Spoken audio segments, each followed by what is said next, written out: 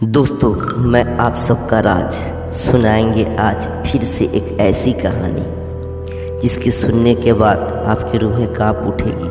दोस्तों, यह कहानी है 3 दोस्तों की। दोस्तों, एक बार की बात है, एक गांव में 3 दोस्त रहते थे, विक्की, विशाल और मधु।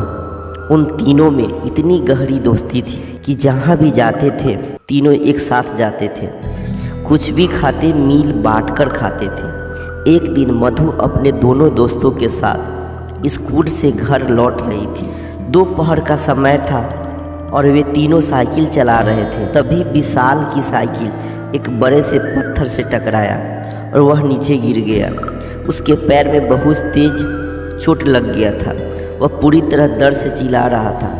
मदद के लिए उस सुनसान रास्ते में कोई मिल भी नहीं रहा था। तभी मधु भागकर मदद के लिए किसी को बुलाने गई। थोड़ी दूर गई तो उसे एक 2 मंजिला घर दिखाई दिया। उसे लगा कि शायद वहाँ मदद मिल जाएगा।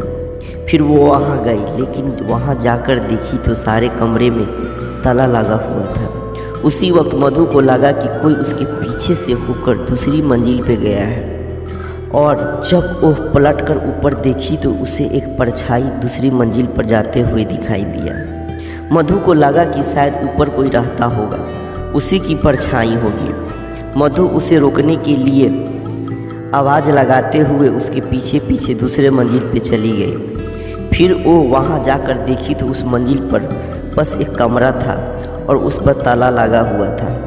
मधु को कुछ समझ में नहीं आ रहा था, तो वह परछाई को मन का वहम मानकर वापस जाने लगी। तभी उसे एक डरावनी आवाज़ सुनाई देती है, और जब उसने पीछे मुड़कर उस कमरे की ओर देखा तो उस पर जो ताला लगा हुआ था वह टूटकर अब नीचे गिरा हुआ था। मधु एकदम से डर जाती है और सोचने लगी ये कैसे हो सकता है, लेकिन उसे अपने दोस्त की मदद करनी थी, इसलिए हिम्मत जुटाकर धीरे धीरे उस कमरे में गई। वहाँ जाकर देखी कि एक बहुत लंबा चौड़ा और डरावना सा आदमी अपने बिस्तर पे सोया हुआ था। मधु ने उससे पूछा, भैया क्या आप मेरी मदद करेंगे? वहाँ रास्ते में मेरा दोस्त साइकिल से गिर गया है। उसके पैर में बहुत तेज चोट लग गई है, दर्द के मारे चिल्ला रहा है। क्या आप मेरी मदद करेंगे तो बहुत मेहरबानी होगी आपकी। लेकिन वह आदमी मधु की बात का कोई जवाब नहीं देता है। फिर मधु को उस आदमी पर गुस्सा आता है। मधु चिल्लाकर उससे बोली, आपको सुनाई नहीं दे रहा है क्या? मैं आपसे कब से मदद मांग रही हूँ, कुछ बोलते क्यों नहीं हैं आप? इतना बोलते ही अचानक उस कमरे का दरवाज़ा अपने आप बंद हो जाता है। मधु ने ये सब देखकर घबरा गई और दौड़कर दरवाज़ा की ओर गई। उसे खोलने की बार बार कोशिश कर रही थी, लेकिन उसकी सारी कोशिशें बेकार गई। उसके बहुत कोशिश करने के बाद भी दरवाज़ा नहीं खुला। तभी उस आदमी की जोर जोर से हंसने की आवाज़ आने लगी। मधु उसके हंसी से इतनी डर गई थी कि उसका पूरा शरीर कांपने लगा। उसकी आवाज़ भी नहीं निकल रही थी ताकि चिल्लाकर किसी से मदद मांग सके। फिर उसके बाद मधु को एक हल्की सी हवा का एहसास हुआ, और जब वह पलट कर देखी तो इसका दिल दहल गया।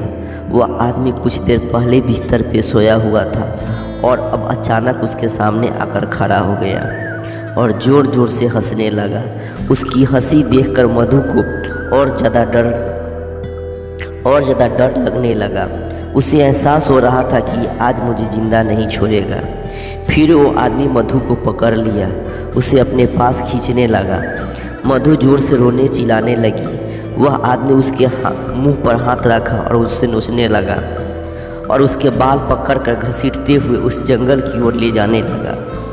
इधर विशाल दर्द के मारे छटपटा रहा था और विक्की परेशान था कि मधु अभी तक आई क्यों नहीं। थोड़ी देर बाद मधु की राह देखा। जब वो नहीं आई तो विक्की खुद उसे ढूंढने निकल गया। तभी एक आदमी ने विक्की से कहा, भाई तुम बहुत परेशान लग रहे हो, क्या बात है? विक्की ने उसे अपना सारा किस्सा सुनाया। फिर वो दोनों मधु को खोजने निकल गए। तभी एक जंगल में अधमरी हालत में मधु उन लोगों को मिली। उसके कपड़े फटे हुए थे और वह रो रही थी। विक्की ने उसे देखते ही गले लगा लिया और पूछने लगा, ये सब कैसे हो गया? फिर मधु अपने साथ हुए सारे किस्से उन दोनों को बताया। उसके साथ हुए इस हादसे को सुनकर दोनों के रोंगटे खड़े हो गए। तभी उस आदमी ने बताया कि कुछ साल पहले बगल के गांव में एक लड़का रहता था। वह थोड़ा पागल सा था, हमेशा आते जाते लड़कियों को छेड़ते रहता था।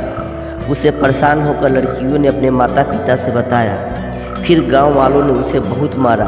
फिर 2-4 दिन के बाद वह उसी 2 मंजिला घर में जाकर अपने आप को एक कमरे में बंद करके चाकू मार लिया। उसकी मौत का काफ़ी दिन तक किसी को पता नहीं चला था, लेकिन जब उसकी लाश मिली तो बहुत ही डरावनी और भयंकर हालत में मिली थी। तब से उसकी आत्मा उस कमरे में भटकती रहती है, इसलिए इस घर में आज तक कोई नहीं जाता है। उसके बाद विकी ने उस आदमी की मदद से मधु और विशाल को घर ले गया और ये फिर तीनों उस रास्ते से होकर दोबारा कभी नहीं गए।